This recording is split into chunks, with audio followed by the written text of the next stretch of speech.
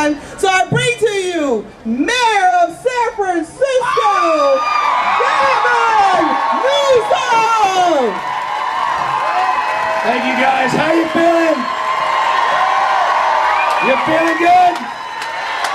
Are we gonna do it in November? I like the spirit. Now I gotta say, I gotta be honest with you.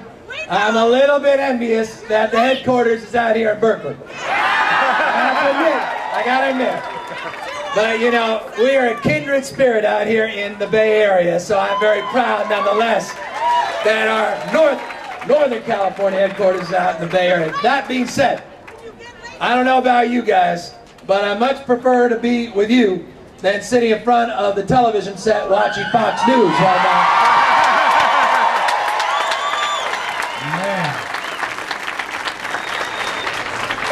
I just listened to Lindsey Graham on the way over here. He just gave the last speech. I know how proud we are of Lindsey's leadership. And so we've all been waiting. Every single one of us been waiting for just an utterance about issues like education. An utterance around issues like healthcare. Just a little something about global climate change. Maybe some focus on poverty in all its forms and manifestations. But still not a word in this convention, not one utterance, not one reflective comment, nothing about these issues. I mean, guys, you know this better than I, but that's what's at stake in this election. These guys just don't get it. They are out of touch with the priorities of this country. So the question is, what are we going to do about it? I'm one of those guys, I don't like running the 90-yard dash. All this energy, 19 long months, 20 plus debates. A campaign where you put your time and energy and resources, and we're just 61 days away. Let us not dream of regretting. We have done that too many times as Democrats. I believe this at the core of my soul. Folks talk about the future being in front of us. The future is not in front of us, it's inside of us. It's our ability to manufacture it, to manifest it, and to make it real. So guys, I'm just one voice, I'm just one guy, but I'm counting on all of us. I'm counting on you, I'm counting on your neighbors, I'm counting on the folks not just here in Berkeley, but all across the state of California, all across this country. I care too deeply to let this one slip through our hands. Thank you, all of you, for being out here. Thank you for being part of this. Thank you for caring. And let's make this thing happen in November. Thank you all. Mr. Mayor, thanks for your time. Yeah. First of all, what do you think of Senator McCain's selection of Alaska Governor Sarah Palin? Well, everybody knows it wasn't his first choice. It wasn't even his second choice. It was his third choice, and it was a choice to placate the cultural conservatives. She's someone that is impressive, unquestionably, someone that hit the ground running, and I thought gave a very good performance at the convention.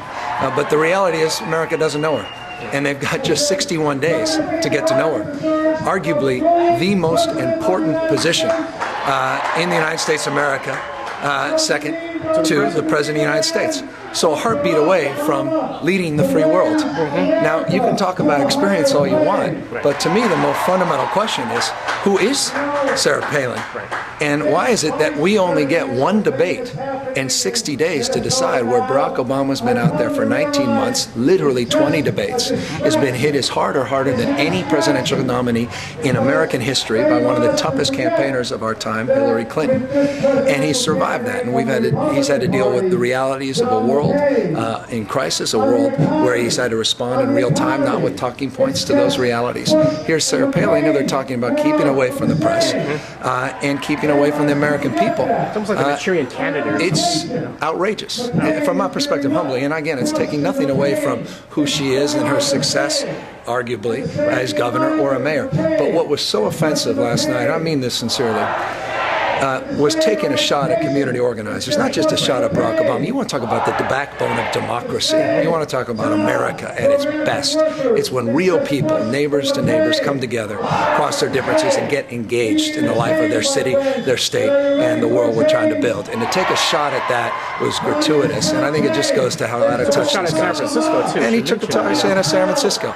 You know, playing the San Francisco values nonsense. That's just the same old divide and conquer rhetoric that we've been, frankly, been forced to get used to in the last 8 years. But I'm done with it, and I hope the American people are done with it, and I hope they see through this, and I hope they demand more in the next 6 weeks or 8 weeks from their media, and not play into this very deliberative effort by the Republicans to attack the media, to put the media on defense so that they don't ask the tough questions of Palin and revert to the sexism charges in the next 8 weeks. This is too important, and we need to stand up and find out who she is and how she's going to deal with real crisis and real challenges around the world without the talking points and without the scripts. Speaking of the candidacy, what's the next step for you with respect to campaigning for Barack? You're going to be traveling some... Yeah, we're doing whatever we're told, and of course out there as a surrogate, and about to do Larry King, and whatever I'm asked to do. This election, one of the problems with politicians is we always say this election is the most important election of our lifetime. Some people don't believe it anymore. This is the most important election of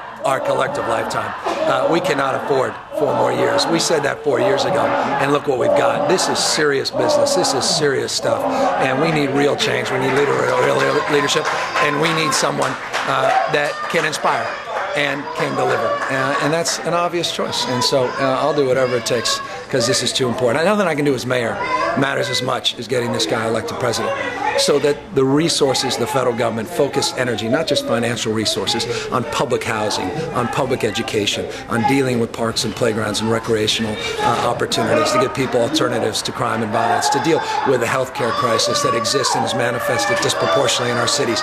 Everything else really pales in comparison, because I'm playing in the margins as a mayor, restricted in what I can do by federal priorities. This is the most important thing we should be focused on in this country. Well, and that's, by the way, and what happens in the state. I mean, you know, cities can't do it alone, states can't do it alone, and so you need leadership at the federal level, and you need someone who understands at the grassroots level how to make change possible. And that's the most compelling argument of Barack Obama, that he understands the change doesn't happen with respect to all those fancy folks in Washington, D.C. in the halls of Congress, or for that matter, the halls in the White House. It happens with community organizers, the same folks that Palin attacked last night, coming together and making that change happen.